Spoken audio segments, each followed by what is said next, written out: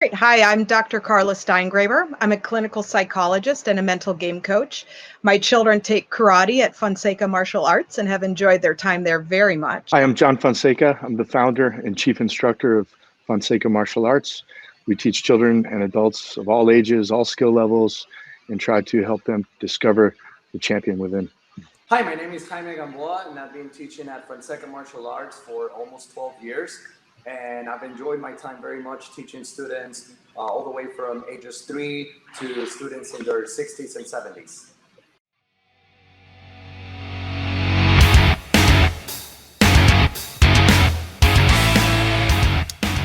Hello, we are so excited to be here today. My name's Deanna Shas, and I'm delighted to be with John Fonseca and Jaime Gamboa, both from Fonseca Martial Arts.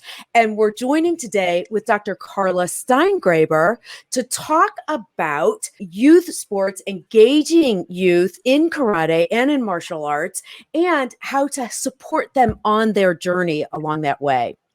I cannot think of anyone better to do that than the award-winning, medal-winning founder, John Fonseca of Fonseca Martial Arts, and the great connection, Karla's children's sensei, Jaime.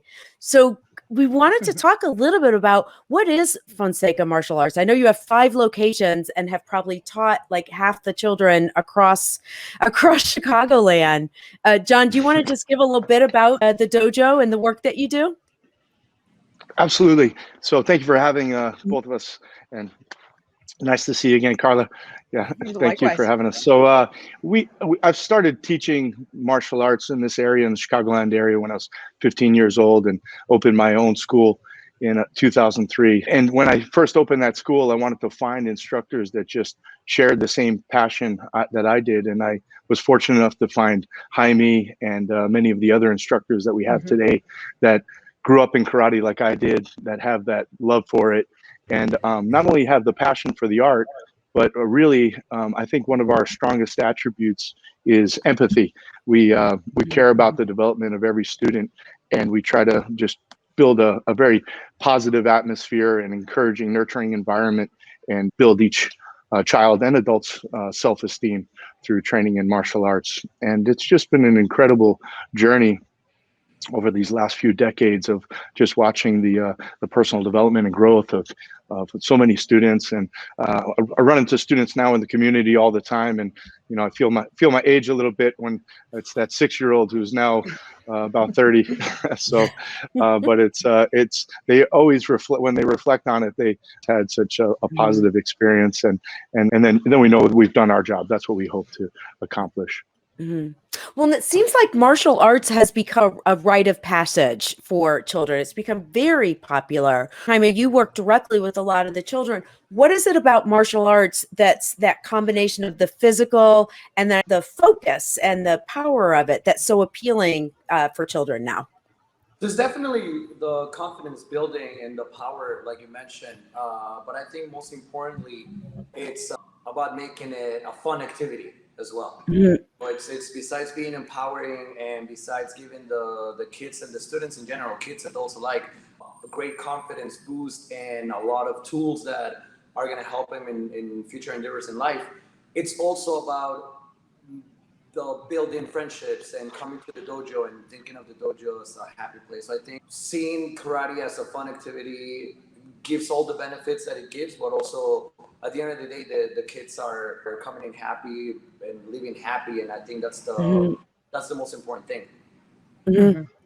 And Karla, you yourself are also a competitive athlete, and you chose Fonseca Martial Arts for your children. What was it about Fonseca that led you there?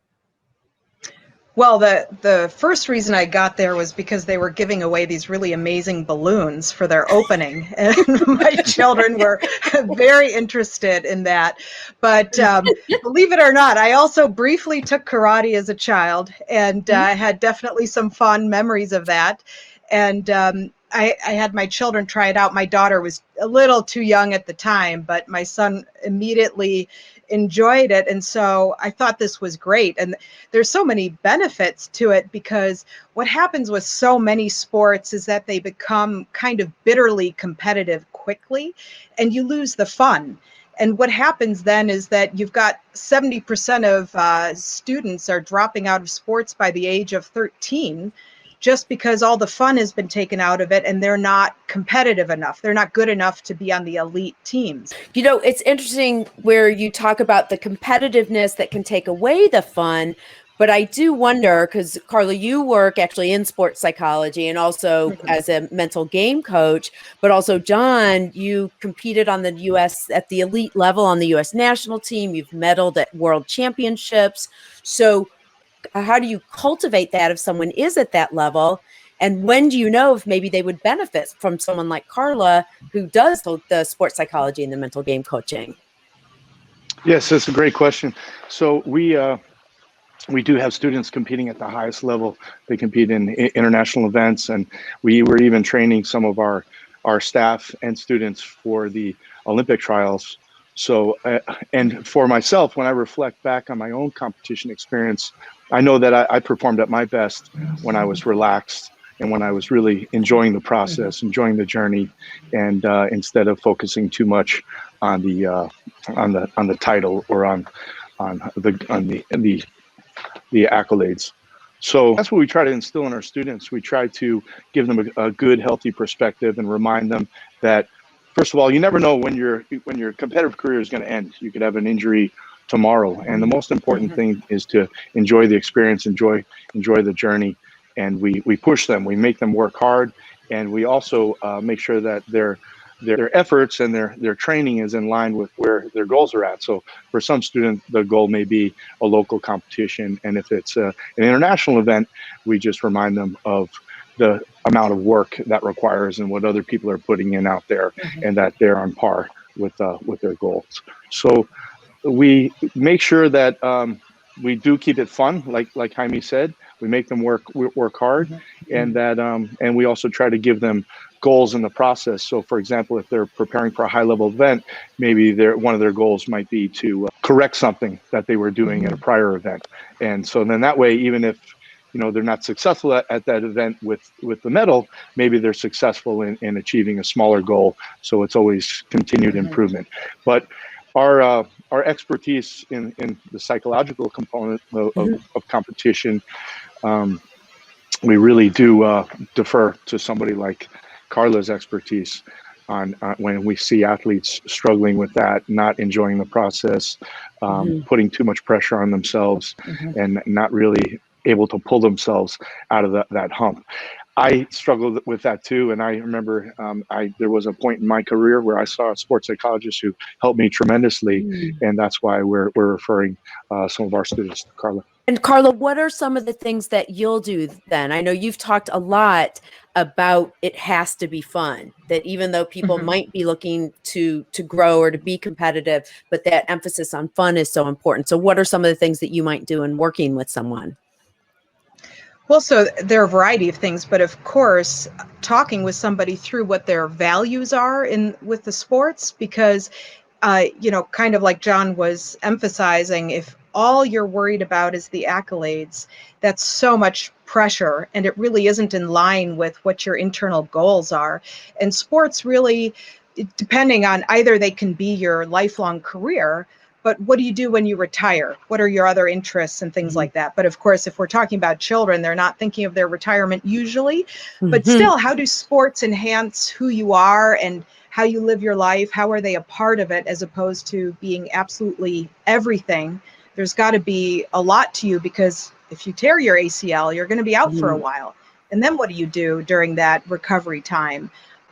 You could just be depressed and missing out on the one thing you've enjoyed, or you can have many things that give you pleasure and rewards along the way. So focusing on that, but then of course there's specific techniques that a person can learn, or that I will teach somebody if they're having issues with not tuning out the noise of the audience, or if they're too focused on what happens after the event. People can be really anxious in a variety of ways, too tuned in or too tuned out. So I've seen definitely both sides of that fence. And I wonder, when you talk about different approaches, there's some people use negative reinforcement, some people use positive reinforcement to boost children in their learning. What is your approach to working with youth and teaching them? Well, absolutely positive reinforcement. I think that's gold when it comes to coaching, to teaching, to leading.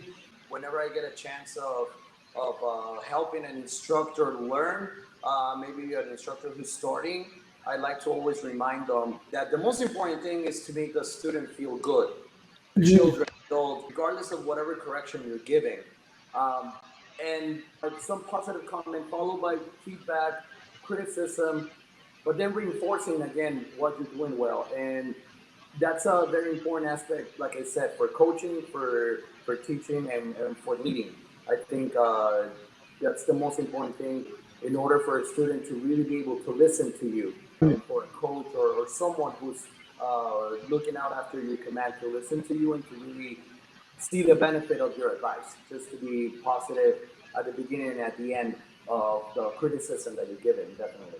I can speak from my own experience with you, Jaime, that my children at different points are more or less focused. But one thing that's for sure, regardless of whether they want to go or don't want to go to karate that day, good when they're on the mat. So they feel very good with the lessons that they're getting and the feedback they're getting. They certainly don't have any issues with the instructors. They like all their senseis very much. So that's a wonderful thing.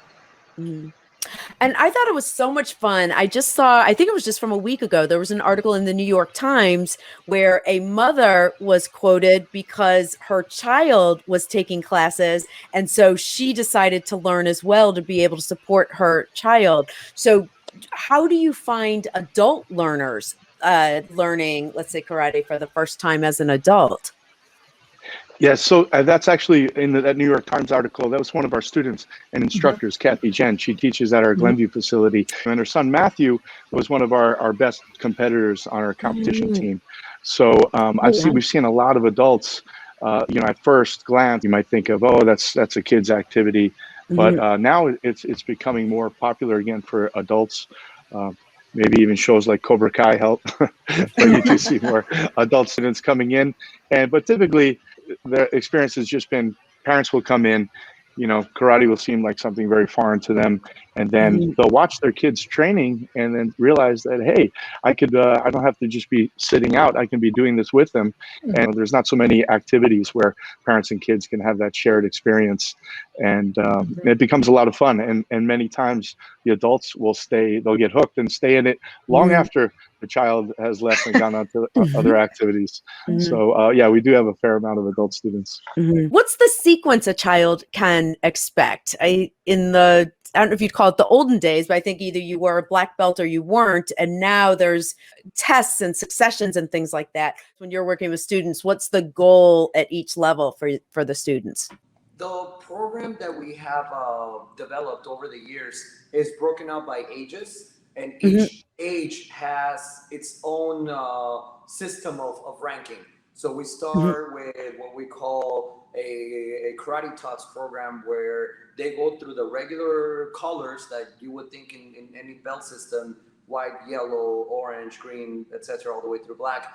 They graduate from that youngest program, from the karate talks program, onto Little Dragons, and go through a new different ranking system, a new different system of belts with the same colors, put out a little differently, of course, according to the age and according to the level. And then they graduate from that program and they go on into a more traditional, let's call it, for the lack of a better word, a more traditional ranking system with still smaller goals broken into each level. We want the kid to enjoy the journey and also to have multiple goals. So what would be a belt level for an adult, which probably doesn't need as many tiny steps in terms of motivation. A kid needs a lot more tiny steps. They need to feel a lot of progression. What's next? What's next? What's next? What's next? So we break down what would be one belt in the adult system into two belts in the youth system, so they can have that constant motivation. I am done with my low yellow belt. I'm going to go for my high yellow belt. Now I get to learn the next form. Now I get to learn the next kata. Now I get to learn this next set of techniques. So I think, yes, definitely a belt system, but also age appropriate. And I think that's fundamental for the student's development. So Jaime, how do you create classes so that they're inclusive in terms of students' different levels of activity and different learning styles? It's definitely all about empathy, like we were talking about earlier. We have to make sure that everybody is learning something, and also when we're teaching a class, it's not just about I have this lesson plan, and if you follow it, good, and if you don't follow it, oh well. Very important tool when it comes to teaching is applying that lesson plan and putting yourself in the situation of that student and thinking, what does this student need? What can I do to make this student achieve what they want to achieve and what I want them to achieve and what everybody else wants them to achieve? Putting ourselves in the situation and thinking, how can I make this student feel good right now at this moment that will ensure that they're going to continue to do better for the rest of the class and for the rest of the time as well. So it's definitely putting yourself in that situation and thinking through their eyes and thinking on their shoes in order to get the most out of them. And one of the great things about karate and the martial arts is it's an individualized activity that you can progress at your own rate. And there's nobody sitting on the bench. It is very inclusive. You get out of it what you put into it. Some people train once a week, twice a week. There's no pressure to be here more. And we see that it's just fantastic for students, their confidence, their self-esteem. So many things can be outside of the dojo chipping away at your spirit, where once they step in on the mat, it's all about building them up. The whole idea is that with all of those goals that we have, with those tangible rewards, is making them realize that they can achieve it, and there's no task that's insurmountable. And we just take these big goals and break them up into small steps, and with persistence and dedication and focus and encouragement, they achieve those goals. For me, when I was growing up, it wasn't, I can't tell you which events I won as a kid, but I remember, hanging out with the team at the pool after the tournament, going to see a movie, just all of those social aspects of the martial arts and competition is really important. And especially now when we have all of this isolation. And so I think for just overall mental health and well-being, it's a great activity. And I encourage everybody, whether you're a child, an adult, participate, and you'll see how it also breaks down all social, economic, all these barriers are broken down in the dojo, and you develop just a common respect for one another, and it's a beautiful thing. Yeah, and something that's really wonderful about what you said is when a teacher, an instructor, a coach, a psychologist, when you believe that somebody can do just a little bit more, the tiniest bit more than they actually can do, then they actually want to stretch for that. And that's when you find that space of greatest success. So, well, wonderful. I really appreciate the opportunity to bring everyone together. And it sounds like something that's so important for kids, just to build both their character as well as their physical abilities in the way that you approach at the dojo, the way you approach martial arts and teaching. Of course, if people see their kids growing and want to be competitive, they can check with Dr. Steingraber, who does the sports psychology and the mental health game coaching. So thank you all so much for joining us today. Thank you very much. Yeah. Thank you so much. Thank you so much.